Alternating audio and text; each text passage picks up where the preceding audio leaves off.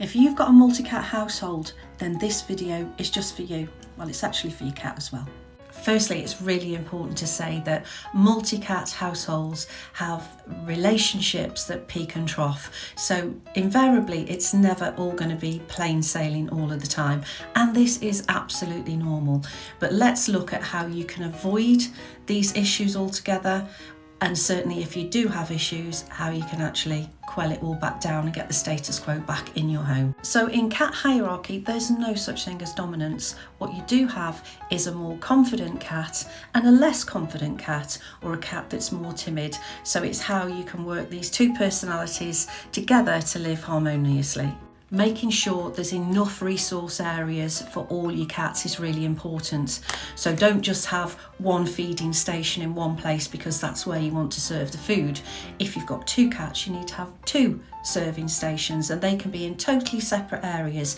Remember, food and all water should always be served separate. So ideally just one water fountain will be great, but then serve the food in different areas, because check out my video on actually cats, how the cats don't like to eat with one another.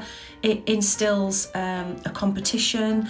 They will eat quicker and then you end up with food bath. They should just be able to relax when they eat their food without feeling threatened innately that somebody else is going to come and pinch their food. If you've got one super top spot in your home, so that could be the top of your great cat tree, then you're going to need two, and maybe one extra. So watch my video on vertical spacing, because it doesn't have to be a cat tree. Think about how you can modify your home with lots of safe, high resting places, as well as other resting places down below, such as cardboard boxes or little cat caves and things. Just think, whatever you have, obviously in terms of their resources, you need to have one per cat plus one extra, and that goes for litter trays too. Making sure your cats get fed regularly at short intervals rather than morning and night, that also can help keep them feeling full, especially if you're feeding a really high protein food, because if cats start to get hungry, they get hangry.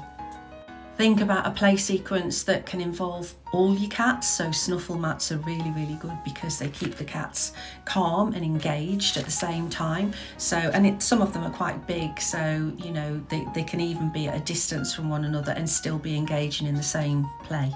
So tunnels are really good as well as cardboard boxes. So make cat castles. If you've got children, get your kids to make a cat castle out of cardboard boxes and then add the tunnels in as well. So it just shows there's lots of different ways that you can have a perfectly happy multi-cat household.